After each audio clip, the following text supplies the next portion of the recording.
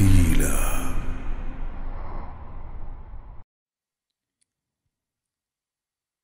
أعوذ بالله من الشيطان الرجيم. واذكر في الكتاب إبراهيم إنه كان صديقا نبيا إذ قال لأبيه يا أبت لم تعبد ما لا يسمع ولا يبصر ولا يغني عنك شيئا يا أبت إني قد جاءني من العلم ما لم يأتك فاتبعني أهدك صراطا سويا يا أبت لا تعبد الشيطان إن الشيطان كان للرحمن عصيا يا أبت إني أخاف أن يمسك عذاب يا أبت إني أخاف أن يمسك عذاب من الرحمن فتكون للشيطان وليا قال أراغب أنت عن آلهتي يا إبراهيم لئن لم تنته لأرجمنك واهجرني مليا قال سلام عليك سأستغفر لك ربي إنه كان بي حفيا وأعتزلكم وما تدعون من دون الله وأدعو ربي عسى ألا أكون بدعاء ربي شقيا فلما اعتزلهم وما يعبدون من دون الله وهبنا له إسحاق ويعقوب وكلا جعلنا نبيا ووهبنا لهم من رحمتنا وجعلنا لهم لسان صدق عليا ورتل القرآن ترتيلا. الله لا إله إلا هو له الأسماء الحسنى. Assalamu alaikum, alhamdulillah. Aujourd'hui nous allons à la rencontre d'un nouveau nom d'Allah subhanahu wa ta'ala qui est Al-Warith. Waratha en arabe signifie hériter. Et donc le nom d'Allah subhanahu wa ta'ala Al-Warith en vérité porte deux sens très importants. Le premier, c'est qu'Allah subhanahu wa ta'ala est celui qui hérite de tout ce qu'il y a dans les cieux et dans la terre et même de nous les êtres humains. C'est lui subhanahu wa ta'ala qui dit Inna nahnu narithul arda wa man alayha wa ilayna yurja'un.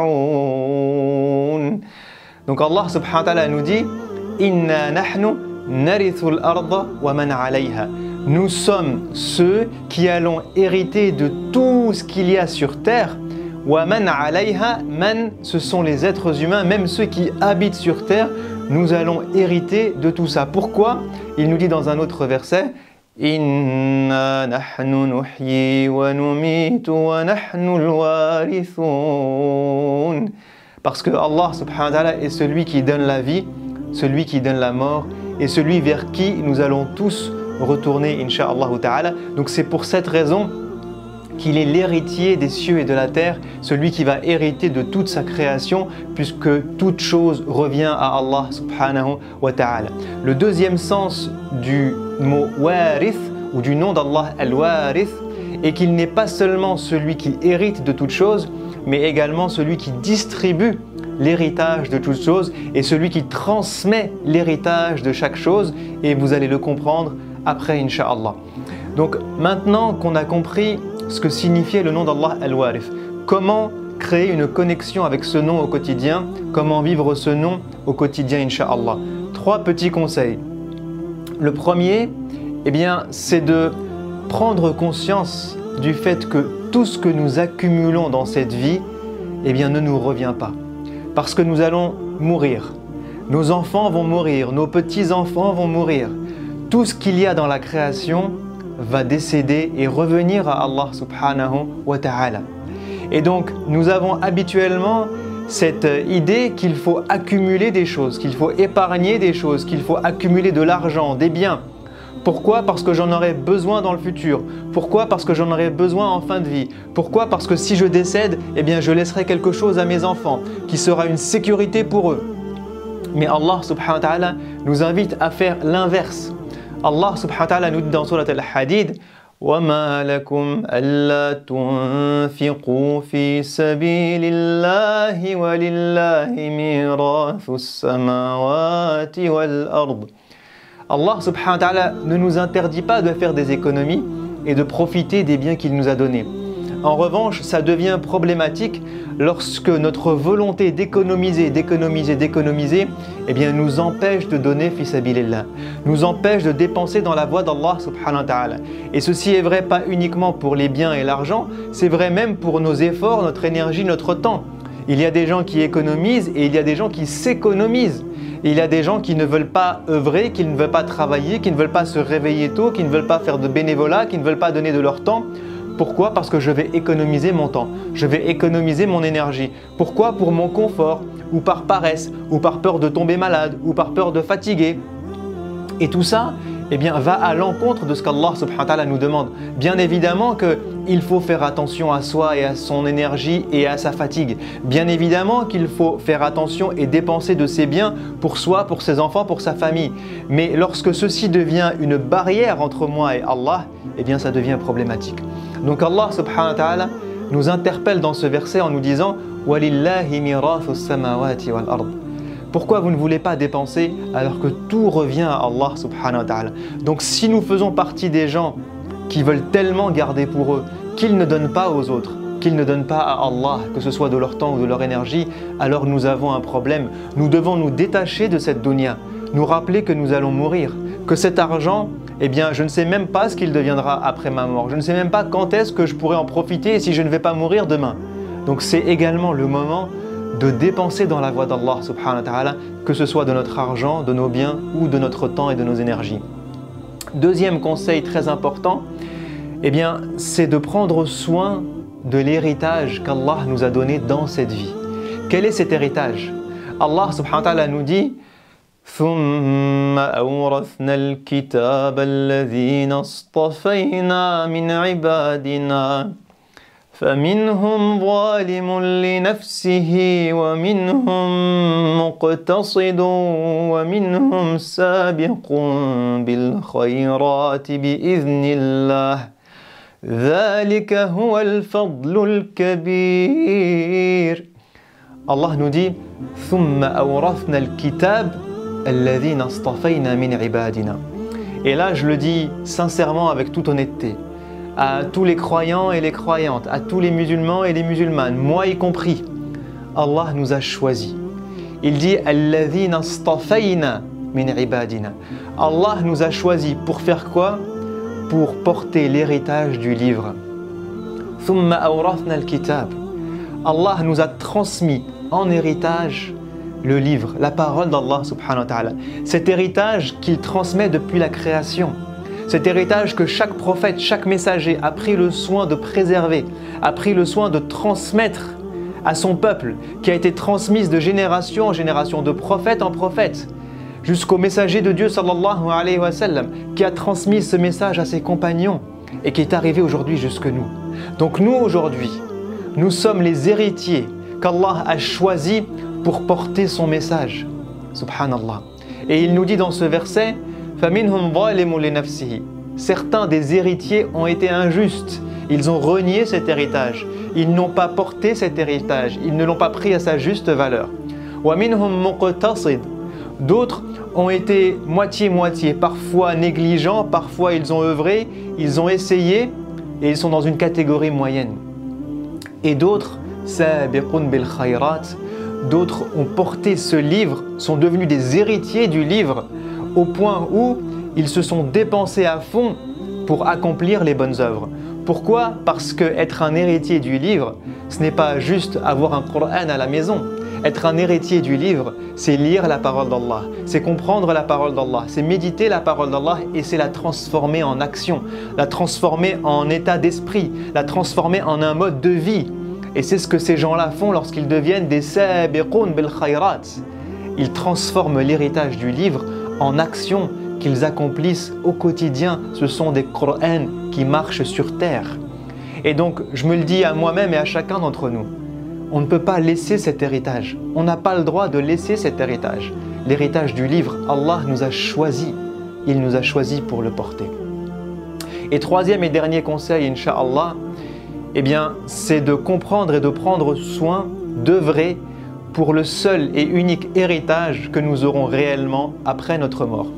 Parce que la conception humaine de l'héritage, c'est « je travaille durant ma vie dure, je vais économiser de l'argent, économiser des biens, et au moment où je décède, cet héritage-là va à mes enfants ou à mes proches, et ces gens-là, je ne sais même pas comment est-ce qu'ils vont utiliser mon héritage, et en plus c'est injuste puisque c'est moi qui ai travaillé, et c'est eux qui en profitent. » Alors que la conception de l'héritage du paradis, eh bien, est totalement différente. Pourquoi? Parce que je vais œuvrer, je vais me fatiguer, je vais faire des efforts dans cette vie, et au moment où je décède, eh bien, j'hérite de tout ce que j'ai fait pendant ma vie. Subhanallah.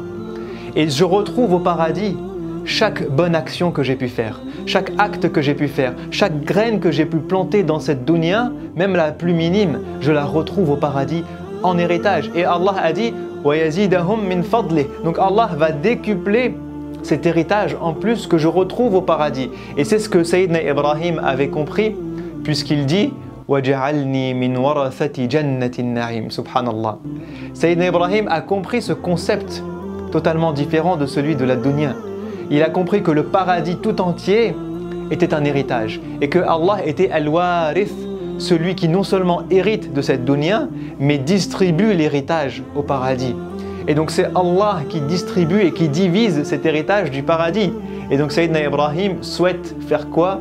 Il souhaite être parmi les héritiers du paradis. Vous imaginez si vous êtes privé de votre héritage? Vous imaginez un enfant qui dans cette vie voit que toute la famille hérite et que lui est privé de son héritage? Imaginez-vous que vous êtes privé de l'héritage le jour du jugement.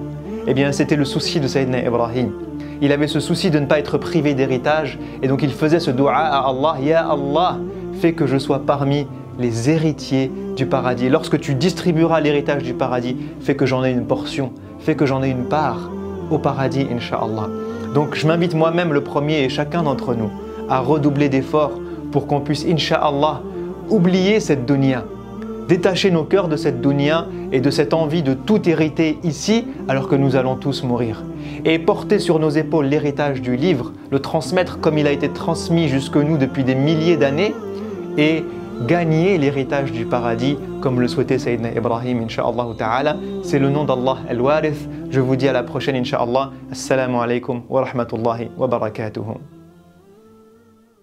الله لا إله إلا هو له الأسماء الحسنى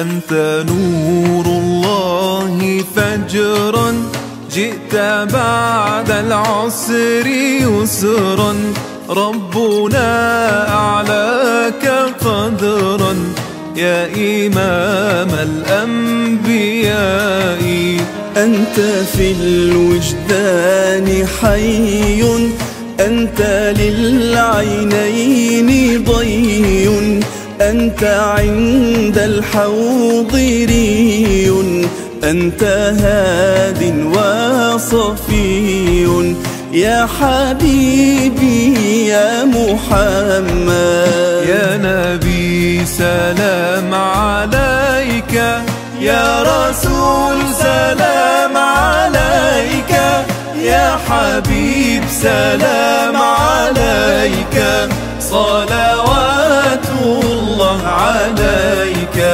يرتوي بالحب قلبي حب خير رسل ربي من به أبصرت دربي يا شفيعي يا رسول الله أيها المختار فينا زادنا الحب حنينا جئتنا بالخير دينا يا ختام المرسلين يا حبيبي يا محمد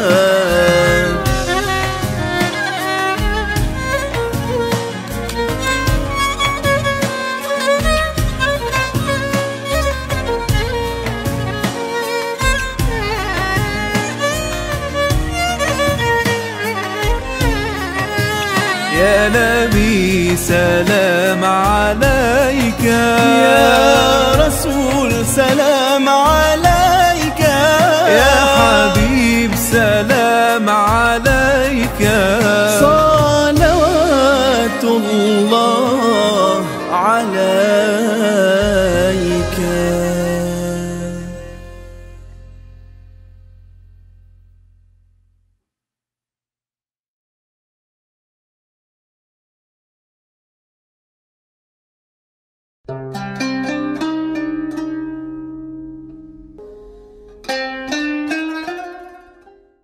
Alhamdulillah, wa salatu wassalam ala maulana rasulillah wa ala alihi wa sahbihi wa man walah. Chères sœurs et chers frères, salam alaikum wa rahmatullah. Bienvenue dans une nouvelle émission de Comprendre et vivre sa religion.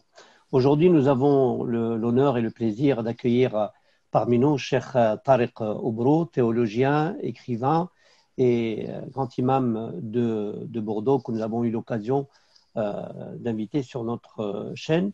Et aujourd'hui, nous allons parler d'un sujet important pour un petit peu éclaircir et mettre en rapport l'actualité ou le vivre quotidien des musulmans par rapport à notre patrimoine historique, notamment l'Hégire, Ashura et ce début de mois de Muharram qui est important en islam.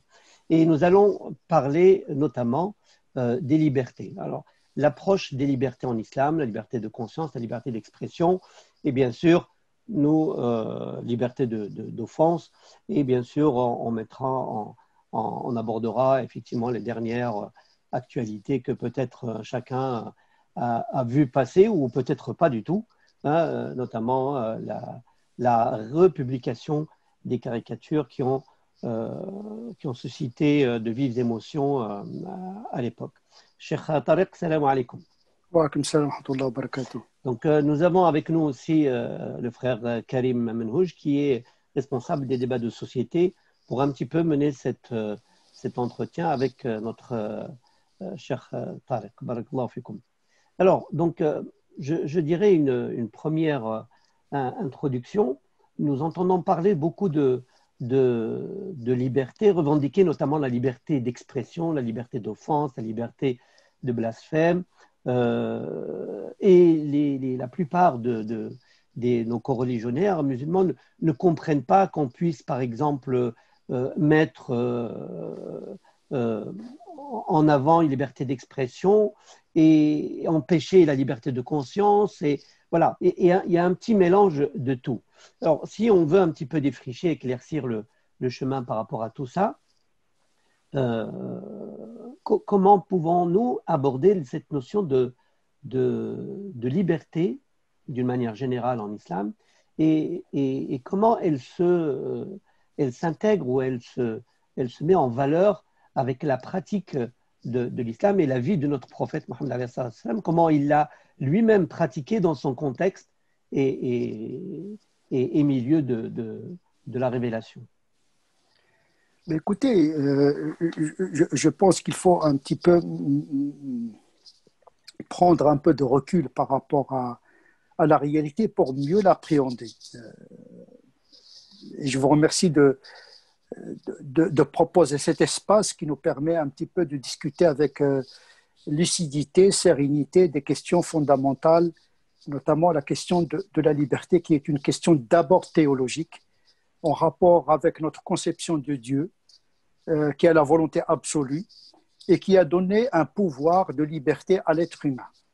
Et donc, c'est une notion presque sacrée de l'islam que cette notion de la liberté. Dieu a accepté que sa créature se rebelle contre lui.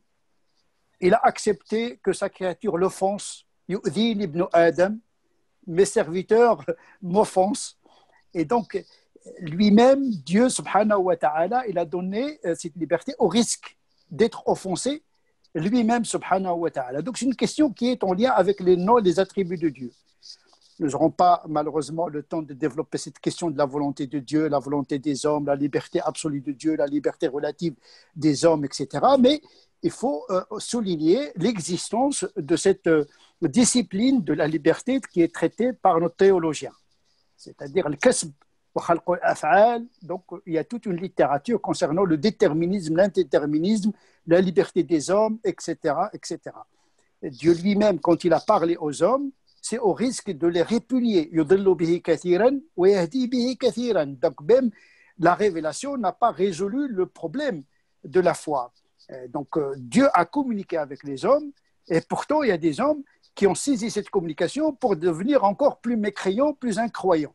Et donc, l'effet du discours, même celui de Dieu, il peut avoir des effets négatifs, ce que le Coran reconnaît lui-même. Donc, la liberté, c'est un risque.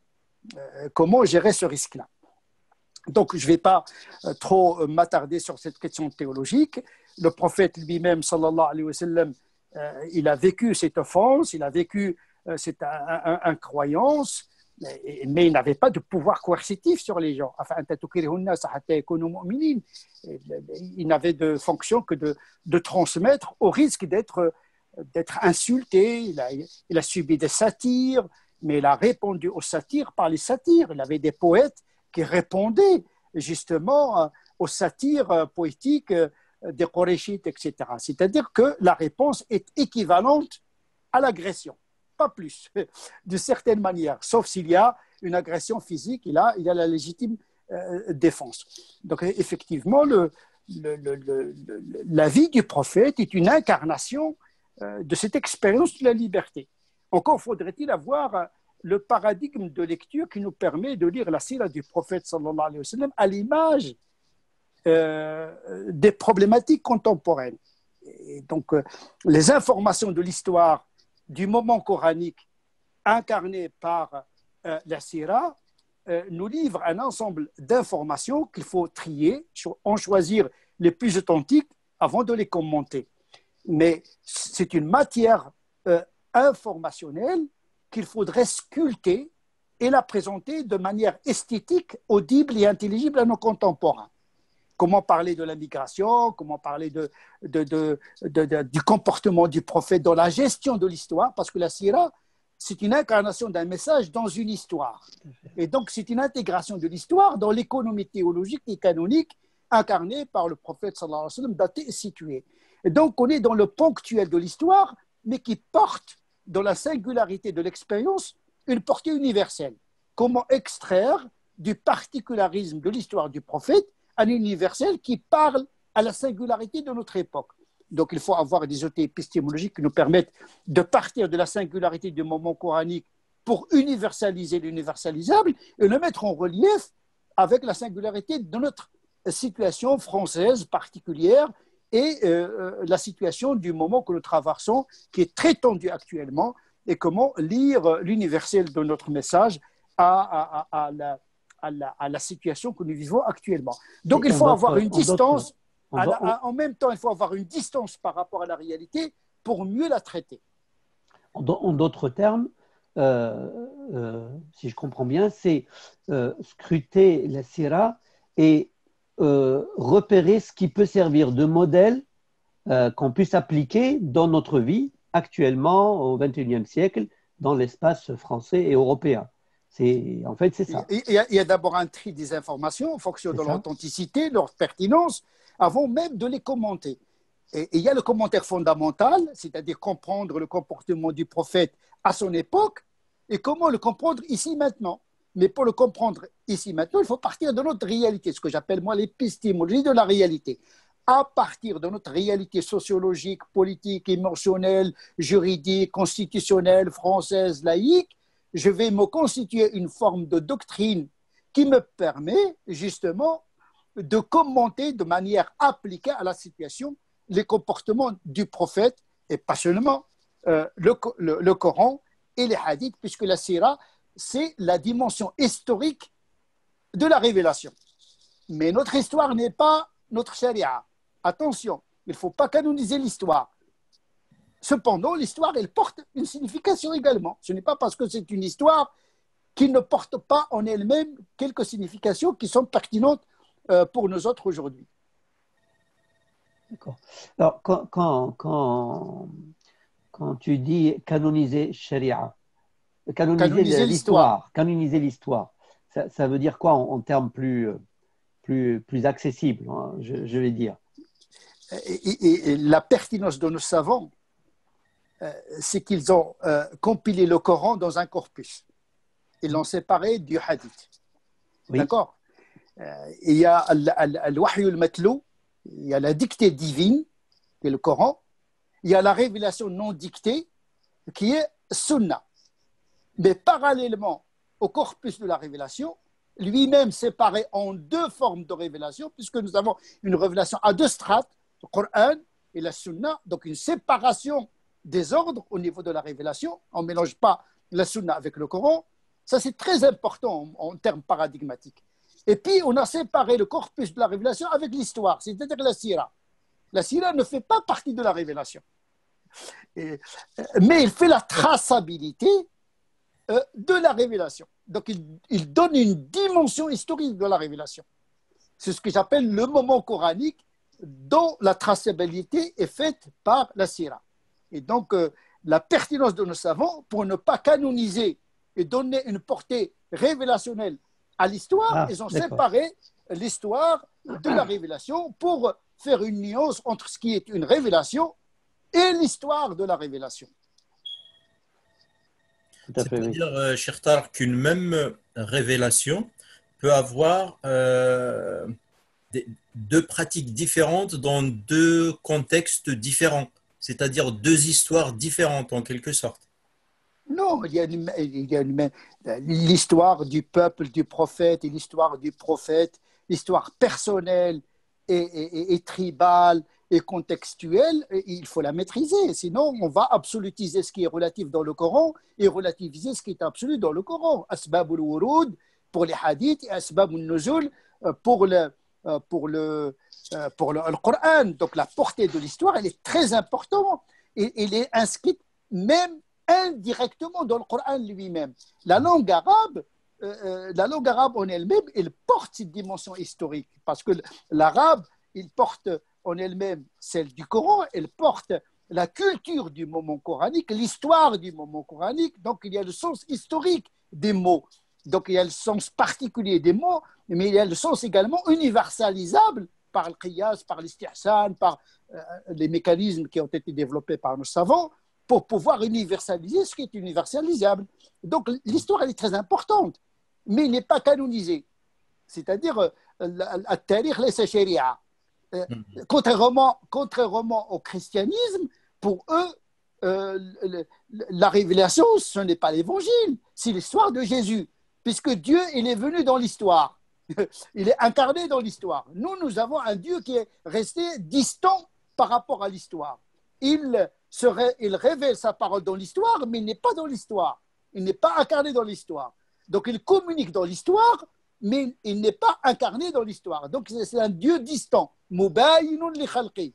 Et c'est ça un petit peu la pertinence de la révélation, c'est que Dieu il est distant, mais sa révélation a fait éruption dans l'histoire, pas pour la canoniser, mais pour négocier son message dans l'histoire. D'ailleurs, les savants, en fait, ils séparent la partie législative, c'est à partir du moment où le prophète est devenu prophète à la révélation, et tout ce qui est histoire personnelle avant la vie du prophète est considéré comme une information, mais elle ne représente pas une législation par rapport à ça. Mais il est très important, important de connaître la période pré-islamique. C'est ça. On a intégré dans la Sira le Jahiliya, parce qu'on ne peut pas comprendre l'islam si on n'a pas compris le Jahiliya pour pouvoir apprécier la pédagogie de la réforme que le Coran a apportée. Donc, un nuzul, l'éruption de la révélation, ce qu'on appelle tenzil, c'est en même temps un mode de communication, mais en même temps une pédagogie de la communication, comment le Coran, par fragments, il a communiqué les vérités absolues dans une histoire relative. Et donc, il faut changer complètement de paradigme quand on lit la révélation. On a une photographie de la révélation dans le Coran, mais il faut créer sa cinétique et sa dynamique dans l'histoire. Comment cette révélation, il a composé pédagogiquement avec l'histoire. Et ça reste toujours d'actualité, cette méthode de communiquer par fragments, par pédagogie, au fil des événements. Le Coran n'anticipe pas l'histoire, il compose avec l'histoire. Mais donc, il compose avec la réalité, il n'anticipe pas la réalité. Donc, il y a une pédagogie, en vérité. La communication divine nous enseigne comment négocier, comment traduire les enseignements du Coran à nos contemporains. Donc justement, si on reprend la notion de liberté, les Arabes de l'époque étaient amoureux et ils tenaient à cette liberté, à cette indépendance par leur propre peut-être mode de vie, mais et le Coran est venu confirmer cela. Et est-ce qu'on peut voir la liberté aussi de cette manière à cette époque? Et est-ce qu'on peut voir aussi que l'émigration du prophète à Médine est une forme de quête de liberté religieuse aussi, de liberté de pratiquer, parce qu'à la Mecque, ça devenait impossible à le faire, puisqu'il y a eu les tortures et les poursuites. Voilà. Le mot liberté, il peut recouvrir beaucoup de réalités. À l'époque, la liberté, c'était al-hurr et l'abd. Ils avaient deux catégories simples. Il y a l'homme libre et il y a l'homme esclave. Il y a l'homme qui peut avoir la propriété, il y a l'homme qui est lui-même une propriété. Voilà. Le vocable à l'époque, il désigne quelqu'un qui n'est pas esclave, al-hurr. Mais ce n'était pas un concept. Al-hurriya tel que nous l'entendons aujourd'hui, tel que nos contemporains l'utilisent, est une notion qui est issue de la modernité, avec l'État-nation, avec la modernisation politique, la liberté publique, la liberté individuelle, la liberté d'expression. C'est une notion juridique, c'est une notion philosophique, avec la philosophie des Lumières, etc., etc. Donc il faut connaître un petit peu l'histoire des libertés publiques et individuelles en Occident. C'est une notion assez moderne. Aujourd'hui, il faut problématiser notre théologie de la liberté et notre éthique de la liberté en fonction de cette épistémie de la liberté en France, en Occident et dans le monde actuellement. Et donc, effectivement, le Coran ne parle pas de la liberté, il parle de l'mashi'a ou l'irada. Voilà, les deux vocables utilisés dans le Coran. Donc, le terme, le vocable utilisé par le Coran, c'est plutôt la volonté et le vouloir, la capacité de vouloir. Sauf que Dieu, quand il veut quelque chose, il l'exécute. Dieu,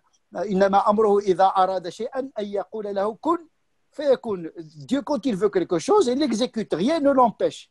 Cependant, l'être humain il peut vouloir quelque chose, mais n'a pas la capacité de la mettre en relief. Donc, sa liberté est un peu relative. قد يشاء الشيء ولكن لا يستطيع فعله.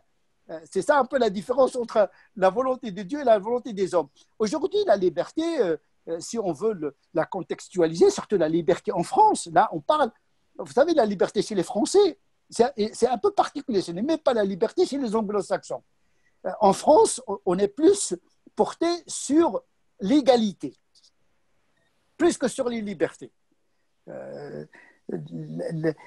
La liberté en France, psychologiquement parlant et historiquement parlant, c'est la liberté de se libérer de l'Église au départ. C'est la liberté de se libérer du totalitarisme de la religion. C'est un peu le côté un peu psychologique, historique de la notion de la liberté chez les Français.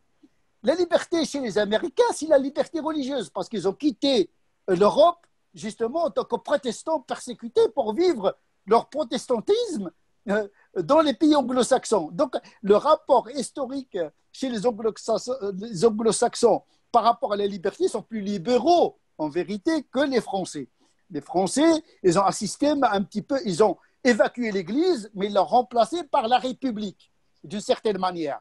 Et donc, la République, comme je l'ai dit toujours, c'est presque comme un système soviétique qui aurait réussi, pour reprendre la description de Michel Marseille. C'est un historien et un philosophe politique qui dit en vérité, on a exporté un peu la révolution soviétique parce qu'on a un système jacobin, centralisé, égalitariste. C'est ça qui crée la violence dans la société française, c'est qu'il y a une promesse d'égalité qui n'a pas été réalisée. C'est ça qui a fait que la société française est toujours dépressive et toujours tendue. La liberté chez les Français, c'est la liberté de transgresser le dogme, l'Église, etc. C'est ça l'épistémie un petit peu psychologique. Et donc, il y a le droit, oui, vous avez le droit de l'expression, etc., etc. Mais psychologiquement, culturellement, la liberté chez les Français, c'est la liberté de transgresser. C'est Voltaire, en vérité. C'est les gens qui étaient contre l'Église qui ont laissé cette épistémée dans la mentalité, la culture et les réflexes de nos concitoyens français qui ne sont pas forcément ni catholiques ni des croyants. Il y a des agnostiques et athées qui ont hérité, ils sont majoritaires dans la société française. Les agnostiques et les athées représentent la majorité des Français. Donc, ils ont gardé cette vision de la liberté comme une transgression. L'ontologie de leur liberté, c'est la liberté de transgresser, de blasphémer et de s'attirer et de critiquer l'Église catholique hier et l'islam aujourd'hui, tout simplement. Cher Tarq, si je reviens au cas du prophète, sallallahu alayhi wa sallam, tu as parlé des libertés chez les Arabes. Quand le prophète, par exemple, demande à son peuple, les Qurayshites, Khallu bayni wa bayna an-nas. C'est une sorte de liberté. Il demande la liberté, tout simplement. Voilà, il demande la liberté. Quand le verset coranique dit Lakum dinukum waliya din, c'est aussi une affirmation de cette liberté de conscience. Et le prophète et ses compagnons ont été persécutés justement à la Mecque. Ils ont été empêchés d'aborder les gens, d'exprimer leur foi et d'essayer de la partager avec d'autres. C'est pour ça qu'il y a eu l'émigration. Comment on peut lire cet événement de l'émigration par rapport à cette quête de la liberté? Oui, justement, la pertinence des musulmans, justement, réside dans le fait de choisir l'immigration du prophète comme le début de l'ère hégirienne. Donc, effectivement, parce que c'est la célébration de la liberté, tout simplement. Parce que la migration, c'est une libération, une liberté. Et donc, le prophète, il cherchait uniquement la liberté, tout simplement. Mais attention, malheureusement, au fil de l'histoire, cette liberté revendiquée par les musulmans fut refusée aux minorités, paradoxalement. Parce qu'on a considéré que tous les versets de l'épée ont abrogé tous les versets de la tolérance, c'est-à-dire les versets mécois. Et c'est ça qui est dramatique dans l'interprétation. C'est-à-dire, on cherche la liberté, mais une fois qu'on a la liberté, on la refuse aux autres, une fois dominant. Et c'est ça qui fait peur à à nos concitoyens, ils disent les musulmans, qu'est-ce qu'ils font? Ils ont migré ici en quête de liberté. On va leur donner la liberté, mais le jour où ils vont être majoritaires, ils vont imposer leur religion comme ça a été le cas dans leur histoire. Mais je dis, notre histoire n'est pas notre charia. Ce n'est pas parce que l'islam est passé d'une religion à une civilisation dominante que nous devons reproduire cette histoire. C'est pourquoi on a besoin d'une nouvelle lecture théologique qui considère que la liberté elle est fondamentale et qu'on n'est pas oublié. Le salafisme aujourd'hui, qu'est-ce qu'il veut faire? Il veut reproduire l'histoire, pas l'esprit du message. C'est-à-dire on ne conçoit l'islam qu'en tant qu'État, en tant qu'empire, en tant que domination. Tant que les musulmans ne sont pas dominants, et ils sont dans un sentiment de culpabilité. Il faut déculpabiliser les musulmans. Ils ne sont pas responsables de leur réalité. Par contre, ils doivent avoir la pertinence de composer avec leur réalité, comme l'a fait le Coran à la Mecque, à Médine, etc. Et donc, il y a une interprétation du Coran qui est très violente. C'est-à-dire, on revendique la migration et on revendique la liberté, mais une fois au pouvoir, eh bien, on impose la religion et on fait les lois de la démétude, c'est-à-dire la citoyenneté second degré, troisième degré, etc. Donc, il y a un vrai problème. Et cette équation, il faut la résoudre. Mais donc, effectivement, le prophète, Ibn Taymiyyah, il a compris cela. C'est peut-être le premier à comprendre que la violence légitime que le prophète a pratiquée n'était pas pour imposer la foi par l'épée, mais pour combattre l'injustice, tout simplement. Dans son ouvrage, Risala fi qital al-kuffar li dhulmihim, la li kufrihim. Et donc, effectivement, il faut lire justement les versets de l'épée dans ce paradigme-là. Ce n'est pas pour imposer un pouvoir, mais pour défendre la liberté de conscience. C'est-à-dire instaurer la paix pour pouvoir donner le discernement aux gens. فَمَنْ شَاءَ فَلْيُؤْمِنْ وَمَنْ شَاءَ فَلْيَكْفُرْ مَنْ كَفَرَ فَلْيَكْفُرْ عَلَى بَيِّنَةٍ وَمَنْ آمَنَ فَلْيُؤْمِنْ عَلَى بَيِّنَةٍ.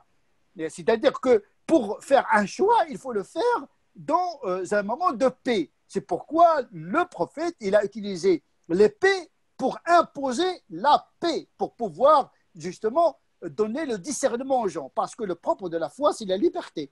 On ne peut pas imposer, injecter la foi dans les cœurs par l'épée. C'est impossible. Sinon, on va multiplier les hypocrites dans la communauté. Et ce n'est pas dans l'intérêt d'une religion de multiplier les hypocrites parce qu'ils sont très dangereux, mais peuvent imploser la société de l'intérieur. Il n'est pas dans l'intérêt d'une religion d'imposer la foi.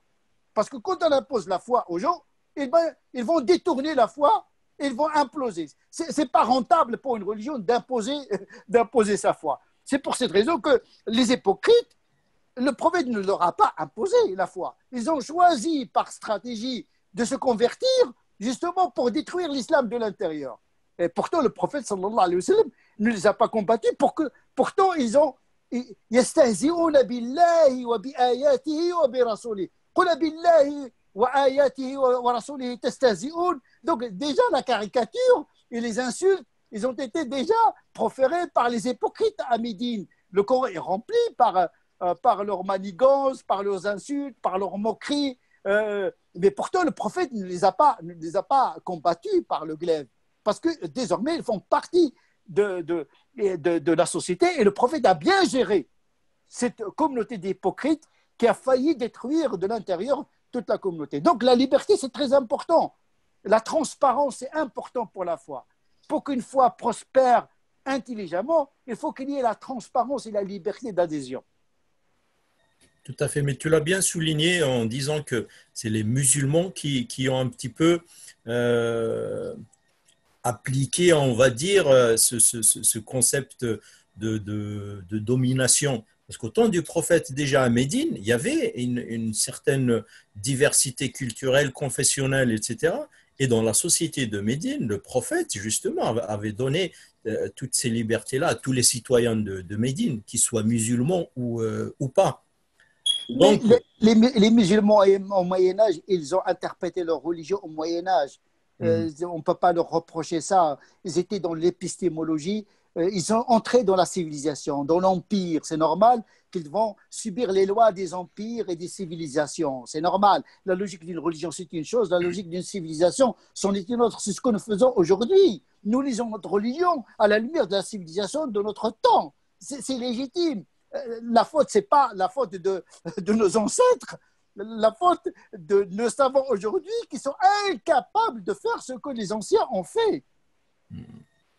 Et c'est pour ça qu'on peut-être on essaye d'importer ces concepts-là du Moyen Âge et on les applique dans une société qui a complètement changé et dont la position même des musulmans n'est plus la même. Les musulmans ne sont plus dans la position de...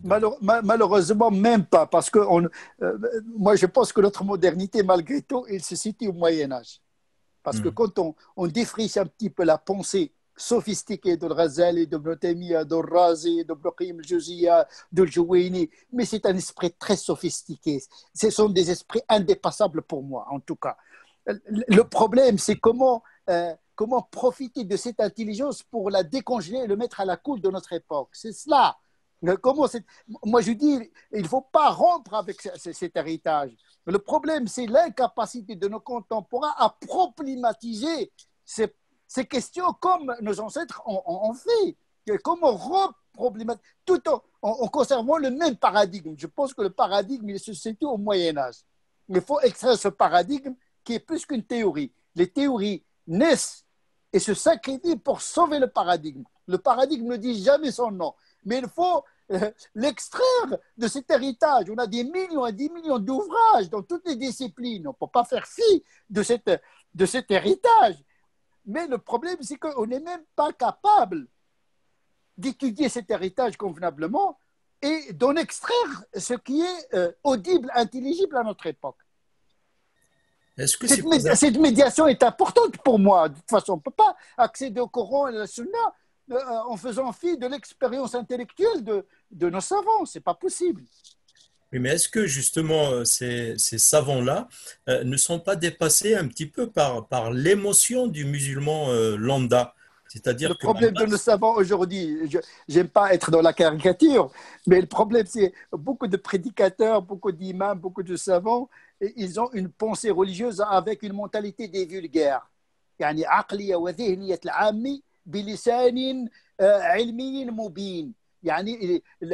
C'est-à-dire que notre problème aujourd'hui, c'est que le savant et le vulgaire, le vulgaire, ce n'est pas une insulte, le vulgaire ou le vulgaire et le savant, ils partagent la même chose, c'est-à-dire la mentalité, c'est-à-dire ils sont dans la même culture et la même mentalité. Ce qui est effarant, c'est d'écouter des savants qui utilisent le qiyas, l'istihsan, mais avec la mentalité du vulgaire, la frustration, etc. Il n'a pas la capacité de s'extraire à cette dénia, à ce logiciel périmé. C'est une mentalité qui est périmée. Le problème des musulmans, c'est un problème de mentalité. Pas le problème d'intelligence. Il y a des gens qui sont très intelligents. Bac plus 20, Bac plus 40, ilm al-hadith, le fiqh, etc. Sauf que notre problème, il est au niveau de l'algorithme avec lequel on interprète les textes. Tant qu'on n'est pas dans l'épistémé de l'époque, on ne peut pas faire de la pensée appliquée. On va reproduire ce que les anciens ont dit, et peut-être de manière maladroite. Tout à fait. Je ne sais pas si je suis clair. Et c'est ce que j'allais dire. Bon, on ne va pas, cher Tariq, va s'attirer les foudres des savants pour la caricature, mais l'idée, c'est que je pensais à aussi justement cette idée qu'Averroès a essayé de remettre en avant en essayant de supprimant le madhabiyya et en essayant d'ouvrir encore des portes qui étaient un petit peu, qui a congelé la pensée musulmane et malgré cela, il n'a pas réussi puisqu'il a été mis en résidence surveillée et tout. Ce n'est pas simple justement, on revient à la question des libertés, puisque même aussi haut qu'on peut être en tant que savant ou théoricien et qu'on apporte, on est confronté aussi à une volonté politique, une volonté sociale, à un cadre et un contexte. Et justement, l'idée, c'est que comme on parle des libertés, on a passé sur l'immigration, et cet espace qui offre cette liberté en France et en Europe, une chance peut-être pour développer et comprendre nos textes et les pratiquer, au moins expérimenter ces notions-là. Oui, tu as évoqué la question des savants qui ont été méprisés par leurs contemporains, mais Averroès, il a été récupéré par les Occidentaux. Il faut lire, par exemple, un ouvrage sur un ouvrage je ne sais pas si je l'ai ici, sur l'esprit laïque au Moyen-Âge, en 5 volumes, où il y a tout un volume réservé à la pensée averroïste avicenne qui a impacté la pensée occidentale au XIIe, XIIIe siècle. C'est-à-dire que les idées, elles ont leur impact d'une certaine manière. Nous lisons, c'est vrai, Ibn Rushd d'Averroès n'a pas supprimé le Madhabiyya lui-même, il était malikite. Donc, vous n'avez qu'à lire Bidayat al-Mujtahid et Nihayat al-Muqtasid, c'est quand même, il restait un qadi malikite. Sauf qu'au niveau philosophique, il a développé des choses pertinentes qui, malheureusement, qui n'ont pas été reçues par le monde musulman pour moderniser justement la pensée politique. Le Qadi Iyad aussi, il a été assassiné. Ibn Taymiyyah, il a été emprisonné. Shafi'i, tous les savants ont souffert de la persécution d'une certaine manière. Je pense que même un critère d'un savant, c'est d'être paradoxalement persécuté comme le prophète. Un vrai savant, il dit toujours des choses qui dérangent d'une certaine manière. Un savant qui dit ce que les gens veulent entendre, surtout les musulmans, parce qu'aujourd'hui, il est plus simple de critiquer les Français non musulmans, de critiquer les incroyants, de critiquer la France, la République, etc. C'est plus facile de critiquer les autres. Il est plus difficile aujourd'hui de critiquer des aberrations attribuées à l'islam de la part d'un certain nombre de musulmans. Effectivement, on a du mal à gérer cette liberté intracommunautaire. Ça veut dire qu'il faut entrer dans le moule, il ne faut pas non plus provoquer, etc. Mais parfois, la provocation est une manière pédagogique de réveiller une sensibilité émoussée par l'habitude. À un moment donné, on fait la provocation pour attirer l'attention, pour créer le débat, pour pouvoir trouver à un moment donné une sérénité pour approcher les choses de manière plus sereine et plus approfondie. Mais donc effectivement, la liberté, c'est la chose la plus difficile à gérer. Je le concède. Mais si on revient maintenant à notre cas concret, si je prends l'exemple des caricatures qui ont été republiées récemment, là, ça a suscité quand même une grande émotion chez les musulmans en général, ici en France d'ailleurs et dans le monde, parce que c'est vu pas par le prisme de la liberté d'expression, etc., mais plutôt par le prisme de la provocation. On est vraiment dans la provocation. Et donc, comment on peut gérer en fait cette liberté d'expression sans en même temps tomber dans la provocation ou dans le fait de vouloir créer peut-être un buzz ou Justement, il ne faut pas succomber à la provocation, parce que c'est ça le piège en réalité. Salman Rushdie, il a vendu, il est devenu célèbre. Pourquoi? C'est grâce à le fatwa de Khomeini. C'est-à-dire, en vérité, on finit toujours par faire la publicité de ce qu'on est censé combattre. Parfois, le fait d'ignorer et d'être indifférent par rapport à la provocation est la meilleure réponse. Ce que j'appelle l'ataraxie religieuse, c'est-à-dire l'élévation de l'âme devant le ridicule. C'est la hauteur de l'âme. De toute façon, les caricatures ne vont pas toucher ni Dieu ni son prophète, d'ailleurs, de toute façon. Et donc, effectivement, et c'est une culture, la caricature en Occident. Les catholiques sont passés par là. Les offenses, nous les vivons en tant que musulmans chaque jour. Qui peut accepter un Dieu crucifié, mort sur la croix. C'est la caricature de Dieu lui-même. C'est pire que la caricature du prophète. Alors on va détruire toutes les croix. Au contraire, le prophète, il a accepté la célébration de la Trinité, de la croix dans sa propre mosquée. Il n'y a pas plus grave caricature que de représenter Dieu crucifié sur la croix.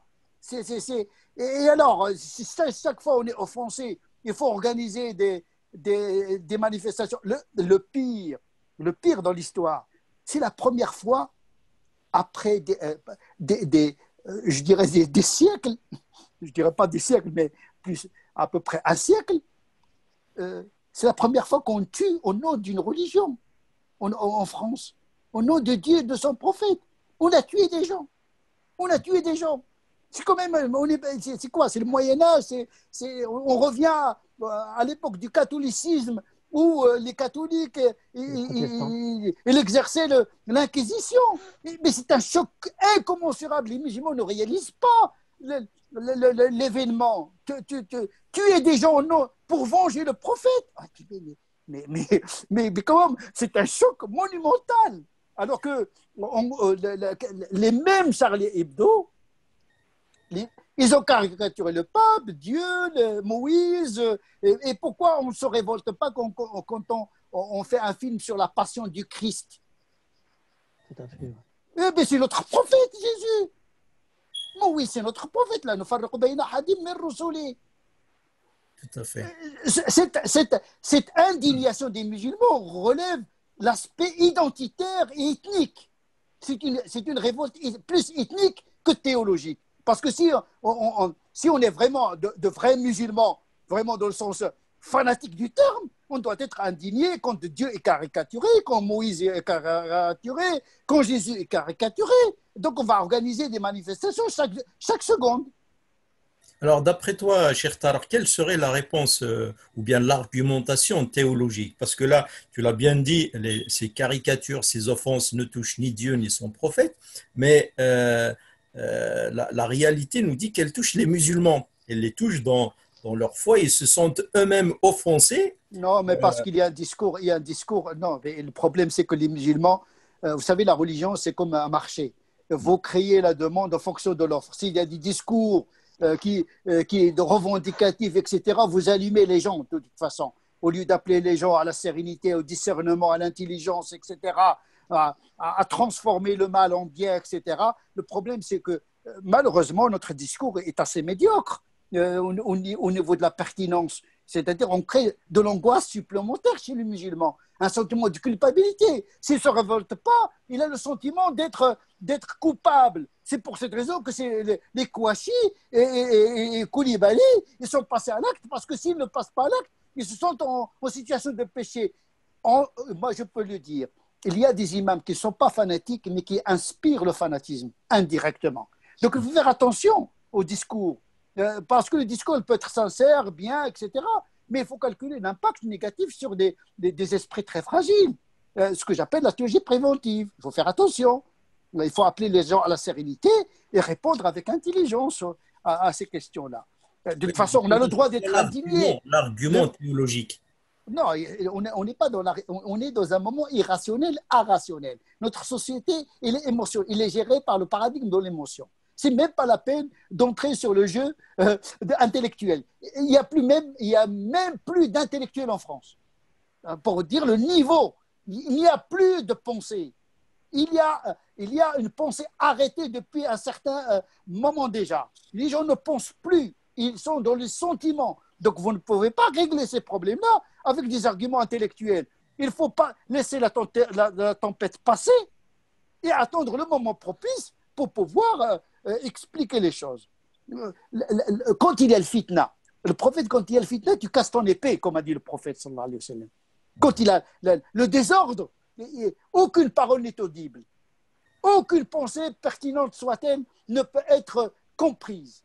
Il faut l'apaisement comme condition de dialogue. Quand il n'y a pas d'apaisement, il n'y a pas de dialogue possible. Et les musulmans ont intérêt à éviter les tensions parce que ce n'est pas dans l'intérêt de leur religion, déjà, ni dans l'intérêt de la société. Il y a des crises de partout. économique, sanitaire, crise identitaire. Nous passons quand même, notre société française, elle est dans une crise existentielle, dans une angoisse existentielle. Et moi, je ne veux pas que ma religion devienne un enzyme qui catalyse et qui aggrave cette angoisse. Il faut extirper la religion de ces enjeux qui la dépassent. Justement, tu as justement dit et rappelé en fait que l'offense, si elle est d'ordre théologique, elle nous ferait réagir par rapport à Moïse, à Jésus. Paradoxalement, on jeûne le jour de Ashura pour célébrer le triomphe de Moïse par rapport à Pharaon. Et dans un autre côté, alors je rajouterai une autre question. Alors, je reçois pas mal de questions, de remarques des musulmans après la prière du vendredi, et notamment celle-ci qui est peut-être en rapport avec l'actualité. Et si tu pourrais un peu éclairer, en même temps, cette semaine, on a eu deux affaires un peu qui, en l'apparence, seraient similaires. Et les musulmans réagissent par rapport à cette injustice. La première chose, c'est Valeurs Actuelles qui sort une caricature ou un dessin, une bande dessinée présentant la députée du parti de l'extrême gauche en tant qu'esclave. France Insoumise. Voilà, France Insoumise, qui est d'une certaine position dans certaines figures. Et donc, il y a eu une réaction vive de toute la classe politique et qui a condamné ceci. On pense à porter plainte. Et de l'autre côté, il y a cette republication des caricatures où on est dans une caricature d'une personnalité religieuse et on ne comprend pas ce discours par exemple du président en parlant du droit au blasphème par rapport à droit à la caricature et par rapport à ces deux aspects. Est-ce que c'est une question plutôt de droit qui relève parce qu'on peut caricaturer une personne, on ne peut pas caricaturer une personne et atteinte à la dignité, mais là on est dans la caricature d'une religion, ou bien c'est une question de culture d'une manière générale. Donc voilà, on a ces deux aspects. Je suis passé de Moïse à cet aspect un peu. Ça fait les deux questions en même temps. Oui, d'abord revenons à Ashura qui célèbre la migration justement de Moïse. C'est une célébration de la libération du peuple d'Israël. C'est très symbolique. Il faut donner une visibilité à Ashura. C'est-à-dire au niveau du discours, le problème c'est qu'on a des pratiques qui sont visibles, mais avec un discours invisible. Donc les gens ne comprennent pas cette présence musulmane parce qu'il n'est pas accompagné par... Moi je préfère plus la visibilité du discours que la visibilité des pratiques, parce qu'une pratique qui n'est pas accompagnée par une explication, elle est mal reçue. Donc il y a des pratiques qu'il faut visibiliser, telles que la pratique de Ashura, parce que elle porte en elle-même une réponse aux questions de notre société, l'antisémitisme, la judéophobie, etc. Donc la célébration, ou bien la célébration de l'exil de Moïse par un jeune canonique recommandé, c'est la meilleure réponse. Il faut que ça soit accompagné par un discours. Nous célébrons non seulement une religion, mais un peuple, parce que les enfants d'Israël, c'est un peuple et une religion, parce que les enfants d'Israël qui ont été sauvés, ils n'étaient pas tous des juifs dans le sens religieux du terme. La preuve, c'est qu'une partie d'eux, ils ont adoré le veau juste après. Donc voilà, on célèbre la liberté, on célèbre la libération d'un peuple et la célébration également d'une religion qui a été sauvée par Dieu. Donc on n'a pas de problème ni avec le peuple d'Israël en tant que peuple, ni avec la religion juive en tant que religion. Donc les khotab del Jumu'ah, ils doivent graviter, doivent Imprégner le être discours. construites, problématisées. Voilà, on parle de la sira, comment lire les événements à la lumière des problématiques de notre société. Donc effectivement, on ne jeûne même pas la migration du prophète. Pour dire, pourtant c'est le même événement. Donc on préfère jeûner le fait que Dieu a sauvé Moïse et son peuple, et on ne célèbre pas le fait que Dieu a sauvé le prophète et ses compagnons de la persécution de Quraysh. Ça veut dire quand même, il y a un altruisme théologique. Hein? Là, le prophète lui-même dit ne me préférez pas à Moïse, etc., etc. Donc effectivement, nous sommes dans cette modestie religieuse qui fait la grandeur justement de l'islam. Quant à la question de la comparaison entre de Bono, la députée de la France insoumise et les caricatures du prophète, c'est pas le même répertoire. D'ailleurs, on attend la sentence du tribunal. On ne sait pas. Est-ce qu'il va être accusé, est-ce qu'il va être débouté ou pas, etc. Et il est fort probable qu'il ne soit que les valeurs actuelles ne soient pas condamnées parce qu'il s'agit d'une fiction. Donc voilà, le droit il est comme ça. Il est froid, il est insensible, il est comme ça. Maintenant, la question de la caricature d'une religion, c'est une chose, et la caricature d'une personne, c'en est une autre. C'est-à-dire que le droit, il permet de caricaturer les symboles d'une religion historique, Moïse, Jésus, le prophète, etc. Mais on n'a pas le droit d'insulter le croyant en tant que croyant. Donc, au niveau juridique, il y a une nuance. Il faut comprendre ces nuances-là. Tout à fait, d'accord.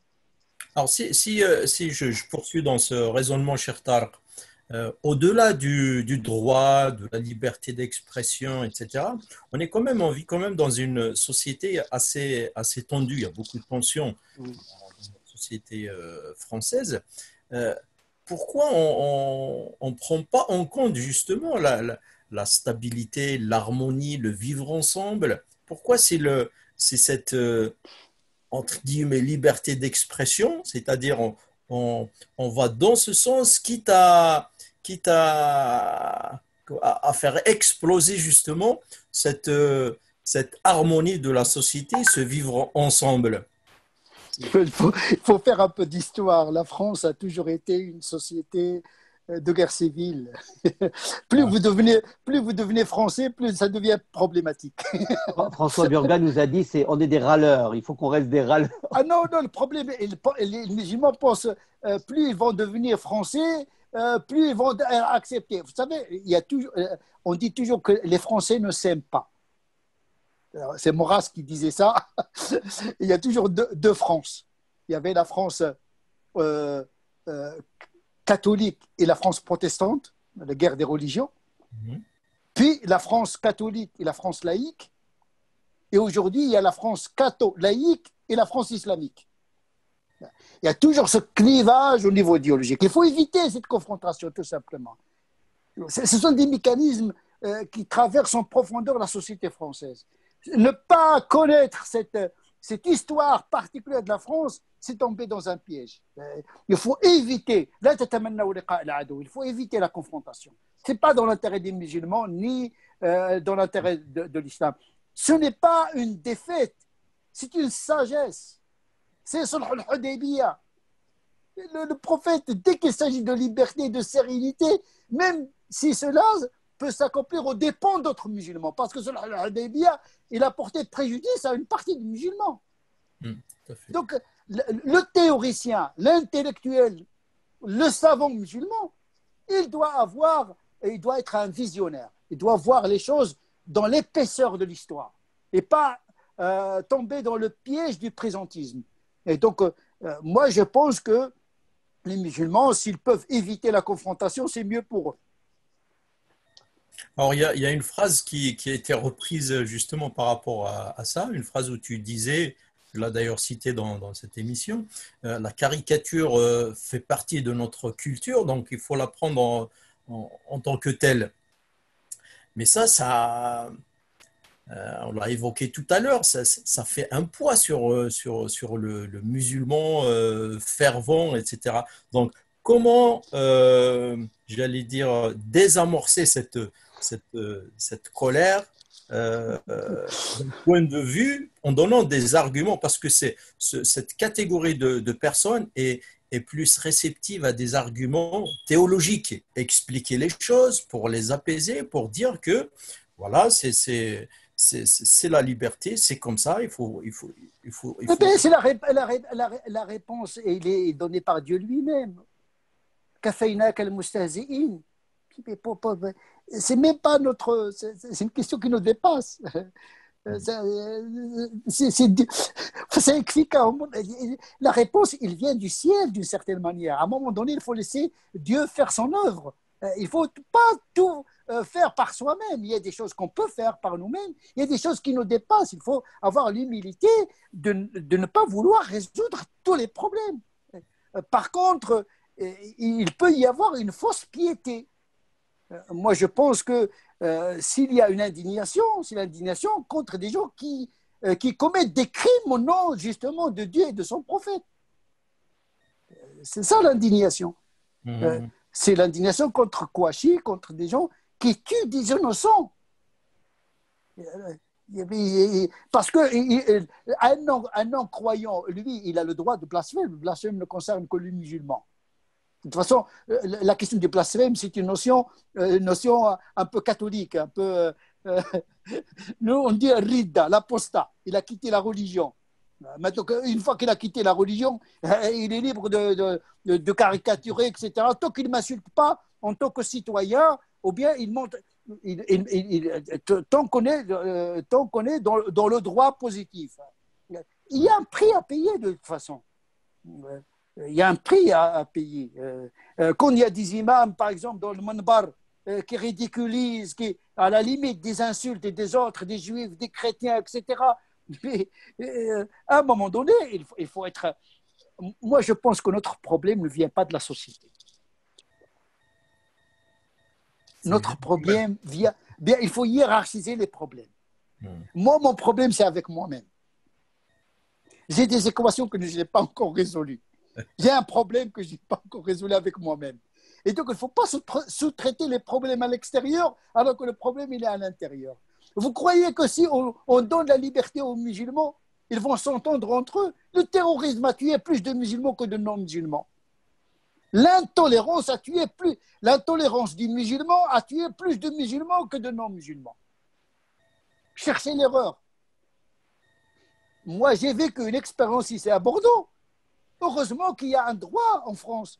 Il y a des musulmans qui sont capables de vous tuer parce que vous ne pensez pas comme eux.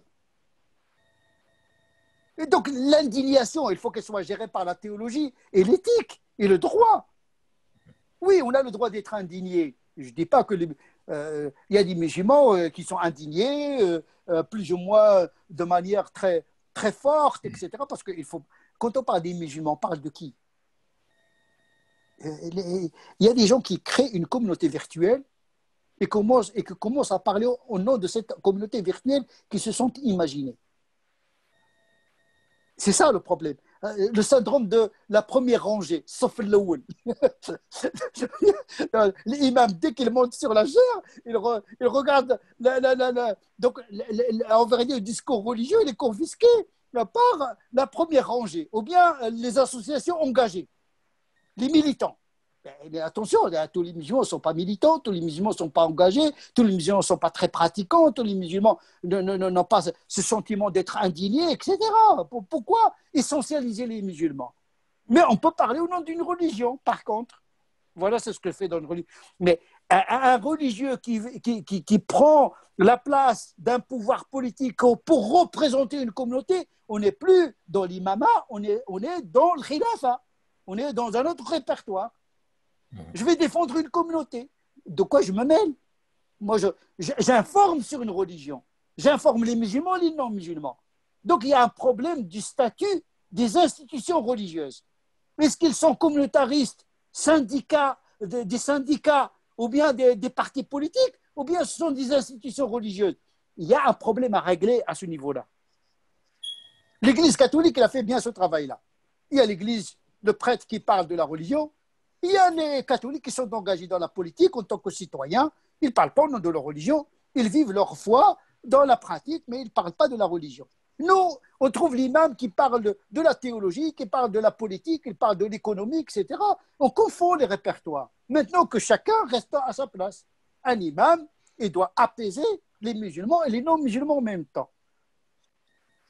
Maintenant, s'il y a un engagement, mais dans la société, il y a beaucoup d'institutions d'engagement, de défense des droits des individus et des libertés publiques, que les musulmans, en tant que citoyens, s'engagent dans la société, au nom de l'universel républicain, justement. Donc, il faut séparer les ordres. Là, tu as cité un exemple qui a retenu toute mon attention, le fait d'être, tu disais, d'être menacé ou condamné, etc., parce que tu ne pensais pas comme l'autre. Ça suscite un vrai problème de compréhension de nos principes religieux par rapport à ça, au sein de la communauté musulmane.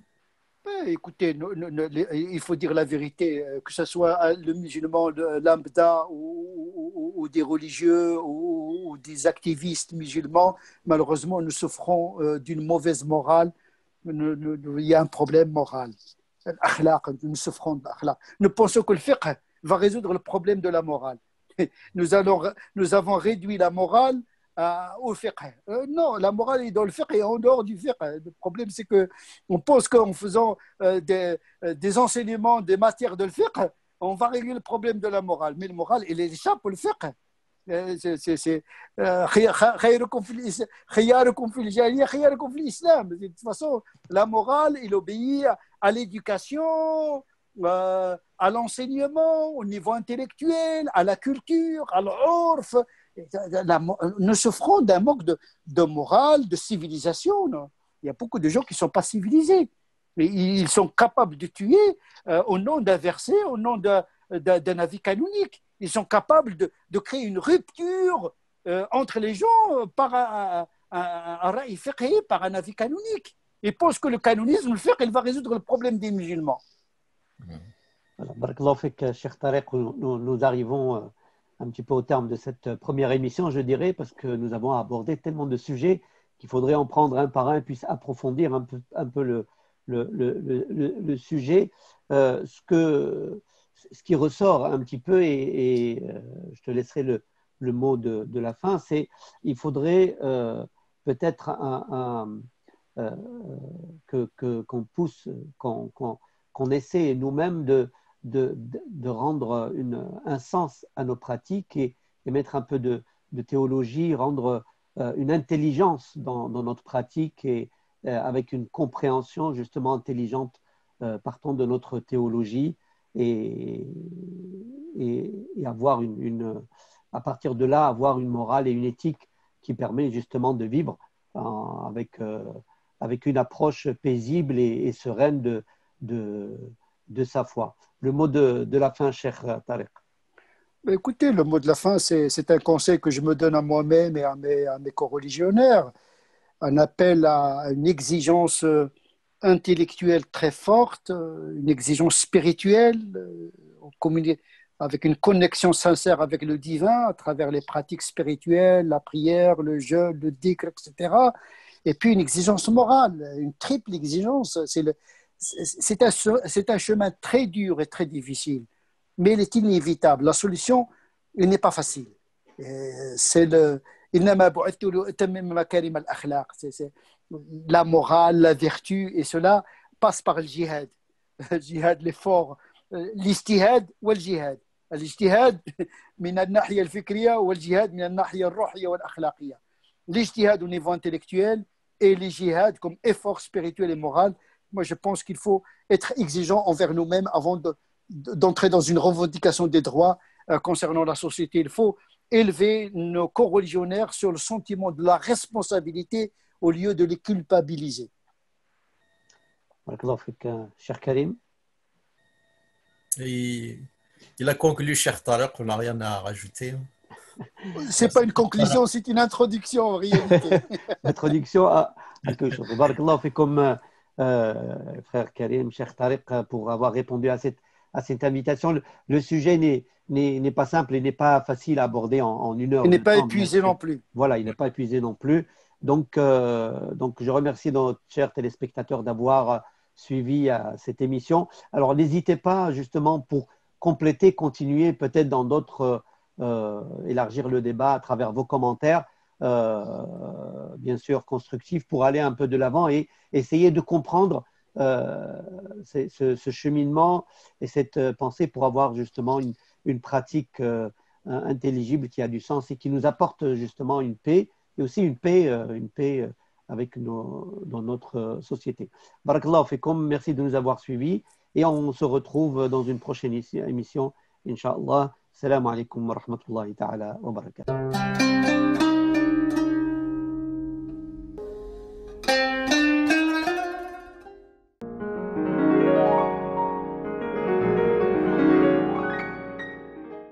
Assalamu alaykum wa rahmatullah. Le prophète de l'islam avait un cœur très sensible, notamment au bonheur du couple. Vous verrez que sa contribution est immense et précieuse en matière de vivre ensemble dans la vie conjugale.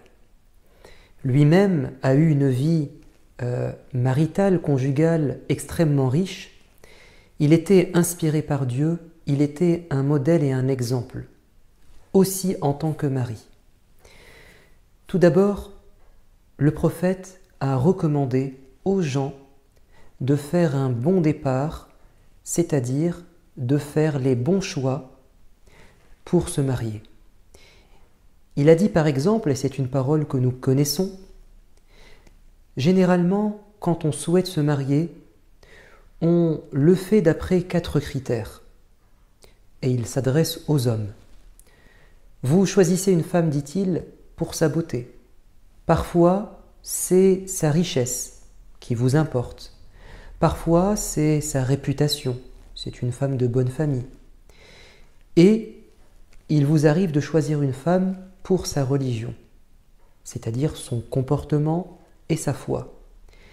Et le prophète de conclure: je vous recommande, je vous incite fortement à insister sur le critère religieux, c'est-à-dire à baser votre choix essentiellement sur les qualités intérieures, sur le comportement de la personne avec qui vous allez construire un foyer et une famille.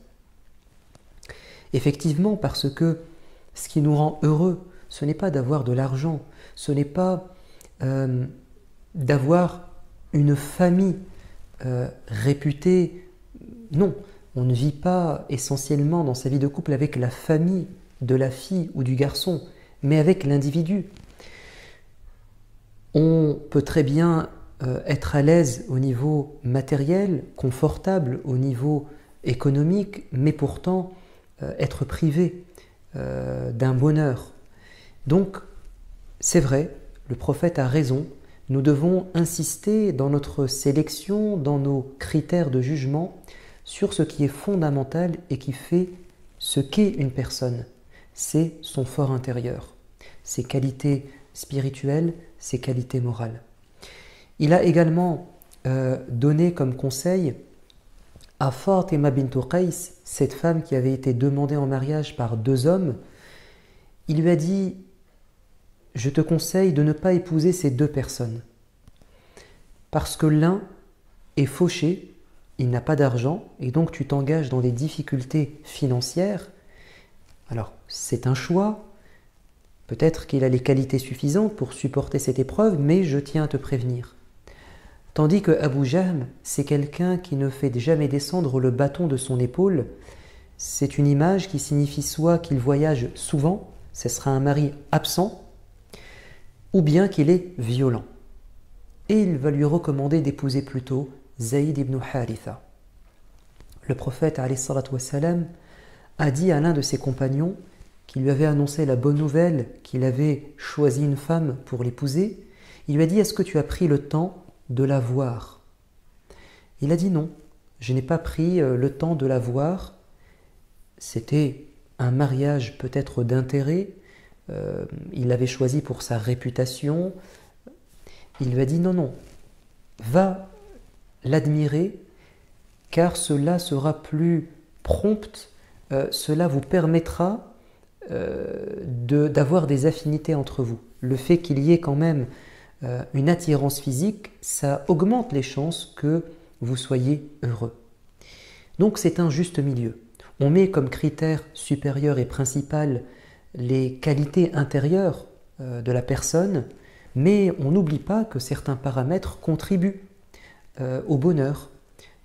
L'apparence physique ou l'attirance physique, la beauté du corps, mais aussi la situation sociale et financière, mais aussi peut-être aussi la réputation de la personne. Est-ce que c'est une personne de bonne famille?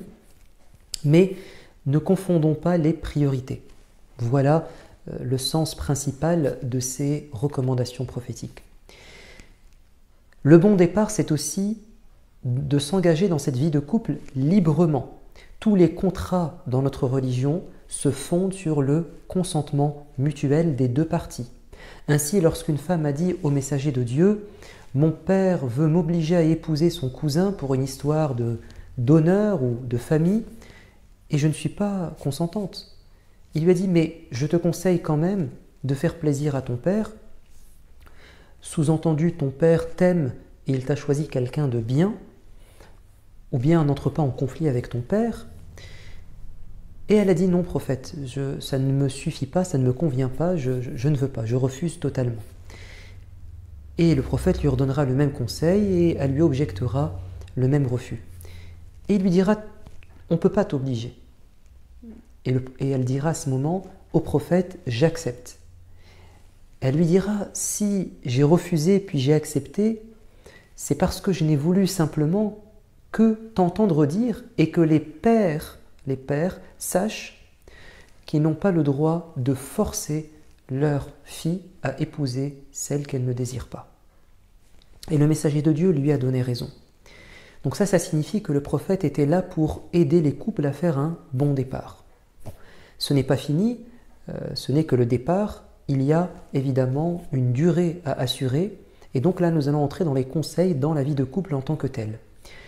Par exemple, le prophète bien-aimé va donner comme conseil dans la vie de couple d'avoir un excellent comportement.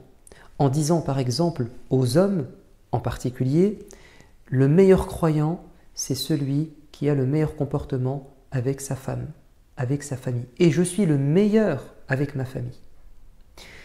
C'est assez intéressant parce que généralement, la valeur d'un croyant se traduit dans l'esprit des gens par une piété dans le culte, donc quelqu'un de zélé qui fait beaucoup d'adoration, quelqu'un de charitable, quelqu'un de très aimable avec les gens à l'extérieur.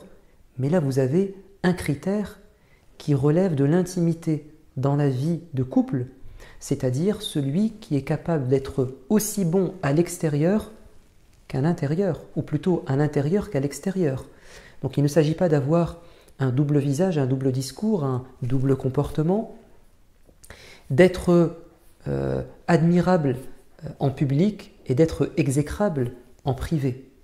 Le bon comportement, c'est d'abord avec ses proches, avec son épouse et son mari. Évidemment, ça va dans les deux sens. Le prophète de l'islam va aussi conseiller à Jabir ibn Abdillah. Alors, c'était un peu trop tard parce que il lui a dit « Tu t'es marié ?» Il a dit « Oui ». Il a dit « Je me suis marié avec une femme qui a déjà des enfants, donc divorcée, d'un certain âge, plus âgée que moi. » Il lui dit « Mais pourquoi? Pourquoi tu n'as pas choisi une fille de ton âge afin que tu puisses connaître des moments de jeu et de tendresse? Parce qu'on a le même âge et parce qu'on est jeune. » Il a dit « Parce que j'ai 9 sœurs, mon père est décédé et je dois m'occuper d'elles et il me fallait une femme d'expérience qui puisse se faire respecter, parce que si elle est du même âge que ses sœurs, ça ne va pas aller, et une femme d'expérience qui peut gérer autant de membres dans une famille. » Ce qui nous intéresse, c'est que le messager de Dieu a parlé de jeu, de détente, de distraction, de séduction, qui fait que dans la vie de couple, ça se passe plus ou moins bien. Le prophète alayhi salatu wassalam va donner un excellent conseil. Vraiment, s'il était mis en pratique, on réglerait beaucoup de problèmes, on éviterait beaucoup de situations conflictuelles. Il a dit aux hommes qu'un croyant, c'est-à-dire marié, ne déteste jamais complètement son épouse, car s'il n'aime pas, il n'apprécie pas des traits de caractère chez sa femme, il trouvera assurément des qualités qu'il va apprécier. Ça signifie quoi? Ça signifie que quand on se marie, on ne se marie pas avec un ange qui n'a que des qualités. De même qu'on ne se marie pas avec un diable qui n'a que des défauts. Donc on ne doit ni être dans un idéal qui fera qu'on sera déçu, ni dans un extrême qui fait qu'on va très vite se séparer. Il faut être dans le juste milieu et dans une forme de justice. Je m'engage à vivre avec un être humain qui a des qualités et des défauts, d'ailleurs comme moi-même, avec qui je vais devoir composer, qui a un caractère, une nature peut-être différente, une expérience de la vie, une éducation différente de la mienne. Donc, je ne dois ni angéliser ni diaboliser la personne avec qui je fais ma vie. Mais je dois être réaliste et l'accepter comme elle est, cette personne. Le prophète, alayhi salatu wassalam, va un jour, parce qu'il s'était disputé avec Hafsa, la fille de Omar, qui était son épouse, il va décider de la répudier, de rompre son mariage. Le soir même de la dispute, l'ange Gabriel, envoyé par Dieu, va lui dire « Ton Seigneur te demande de te réconcilier avec Hafsa parce qu'elle prie beaucoup, elle jeûne beaucoup et ça sera ta femme au paradis. » Donc le prophète de l'islam a mis en pratique ce conseil. C'est qu'il a fait l'effort de revenir avec elle malgré ses défauts, alors que on sait que le prophète était quelqu'un d'extrêmement patient et de tolérant. Ça veut dire qu'elle a quand même dépassé certaines limites. Peut-être tirait-elle dans son caractère du tempérament de son père, qui était quelqu'un de strict. Et il a refait sa vie avec elle parce qu'elle a des qualités. Et des qualités qui sont plus importantes que ses défauts, des qualités notamment spirituelles. Et n'oublions pas qu'on doit être ensemble au paradis. Le prophète bien-aimé a donné ses conseils. Il a aussi joué le rôle de médiateur, d'arbitre dans des situations de litige au sein des couples. Par exemple, sa propre fille Fatima, mariée à Ali, s'est disputée. Et quand le messager de Dieu a rendu visite à sa fille, il a appris cette mauvaise nouvelle, il lui a dit « Où est ton mari ?» Elle lui a dit « Il est sorti ». Et le prophète va le trouver dans la mosquée allongé, et il va lui dire « Lève-toi, ya Aba Turab » et il va le rassurer, et puis le conseiller, et il va finir par recoller les morceaux. Ça signifie que le prophète était un père qui ne s'ingérait pas dans la vie de couple sans autorisation. C'était pas quelqu'un qui s'immisçait et qui rajoutait, qui ravivait le feu en y ajoutant de l'huile, mais c'est quelqu'un qui avait un rôle positif. Il n'a pas été partisan en défendant sa fille par principe et en condamnant son beau-fils, mais il a tenté de réconcilier. Donc quand on intervient, même en tant que parent, dans une vie de couple, celle de nos enfants, c'est avec leur autorisation et avec sagesse, dans l'intérêt du couple, non pas par fierté et pour se venger. On n'a pas le droit de faire ça. Autre chose, le prophète alayhi salam a demandé à Abu Bakr as-Siddiq, son beau-père, puisqu'il était marié avec sa fille Aïcha, d'intervenir parce qu'il ne s'entendait pas avec Aïcha sur une question. Donc il y a eu une dispute, et le prophète a dit à Aïcha, tu peux faire intervenir qui tu veux, il va nous départager. Et elle a dit mon père. Et le prophète a accepté. Mais avant de commencer, Aïcha va dire, vas-y prophète, parle, mais ne mens pas. Indirectement, elle suppose que le prophète peut mentir et être injuste, ce qui est un manque de respect. Et Abu Bakr va vouloir gifler sa fille et le prophète va le repousser en lui disant « Sors, je ne t'ai pas appelé pour cela ». Et quand il sera en dehors de la maison, il dira à sa femme à Aïcha « Tu as vu comment je t'ai protégé de cet homme ?» Et c'est comme ça qu'ils vont se réconcilier. Et puis plus tard, Abu Bakr passera près de la maison et il entendra des rires et il dira « Faites-moi entrer maintenant que tout va bien, alors que vous m'aviez sollicité quand ça allait mal. » Donc même si dans la vie de couple il y a des moments difficiles, il y a des limites qu'il ne faut pas franchir. Ça reste mon époux, ça reste mon mari, donc je ne vais pas aller trop loin. Et on se protège mutuellement, même si parfois nous sommes en disputant différents. Le prophète alayhi salatu wassalam, a tenté parfois de réparer des situations tendues, mais sans succès, parce qu'il n'avait pas une baguette magique. Et vous savez, quand on veut réconcilier des gens, s'ils ne sont pas tous les deux bien intentionnés, prédisposés à faire des concessions ou à être transparents, on ne peut rien faire. Il faut de la bonne volonté de tous. D'ailleurs, dans le Coran, dans la sourate Les femmes, Dieu va demander aux familles observatrices d'un conflit dans un couple de ne pas rester les bras croisés, mais d'intervenir positivement. Et si vous craignez que cette situation de tension amène à un divorce,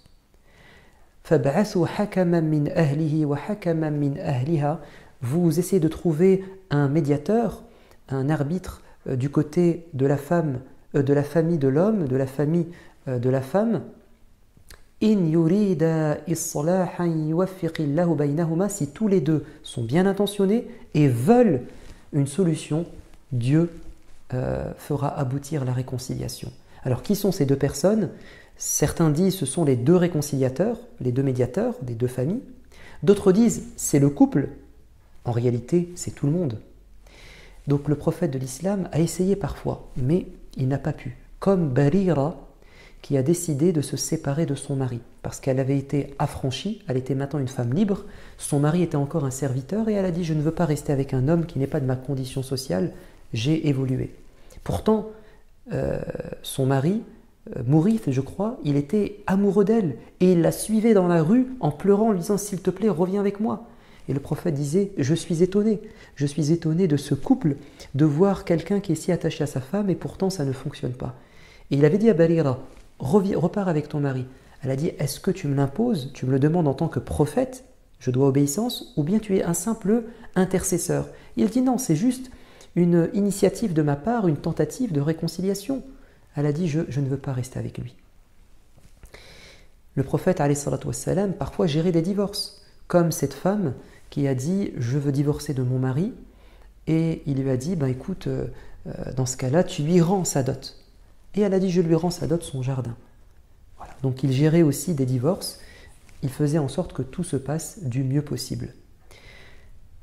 Il y a eu parfois des problèmes dans la vie de couple des compagnons où certains hommes, bien intentionnés, ont été trop loin dans leur investissement religieux, au détriment de leur famille, comme Uthman ibn Maz'oun, ou bien Abu Dhar, ou bien Abdullah ibn Amr ibn al-As. On a plein de compagnons comme ça qui jeûnaient toute la journée, priaient toute la nuit et délaissaient leurs femmes, qui en souffraient.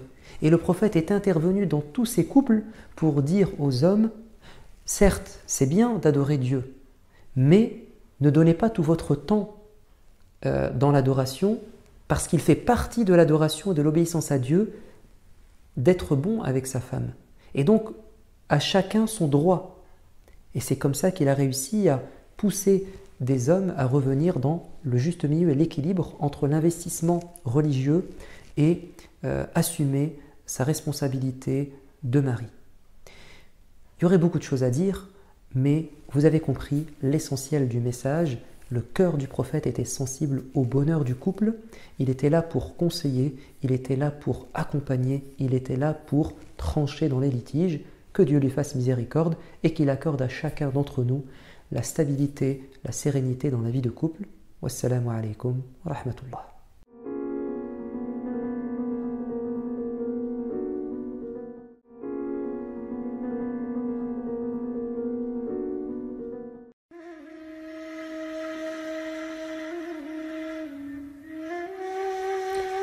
إلهي يا من بيده ناصيتي، يا عليم بضري ومسكنتي، يا خبير بفقري، أسألك يا ربي أن تجعل أوقاتي بالليل والنهار بذكرك معمورة، وبخدمتك موصولة، وأعمالي عندك مقبولة. اللهم إني أسألك يا فارج الهم، ويا كاشف الغم، يا مجيب دعوة المضطرين، يا رحمن الدنيا يا رحيم الآخرة، ارحمني برحمتك. اللهم لا تؤاخذنا بما فعل السفهاء منا. اللهم لا تعاملنا بما نحن أهله، وعاملنا بما أنت أهله. اللهم افتح لنا خزائن رحمتك. اللهم رحمة لا تعذبنا بعدها في الدنيا والآخرة، وارزقنا من فضلك الواسع رزقا حلالا طيبا، ولا تحوجنا ولا تفقرنا إلى أحد سواك، وزدنا لك شكرا وإليك فقرا وفاقة، وبك عمن سواك غنى وتعففا. اللهم لا هادي لمن أضللت، ولا معطي لما منعت، ولا مانع لما أعطيت، ولا باسط لما قبضت، ولا مقدم لما أخرت، ولا مؤخر لما قدمت. وصل على سيدنا محمد عبدك ونبيك ورسولك النبي الأمي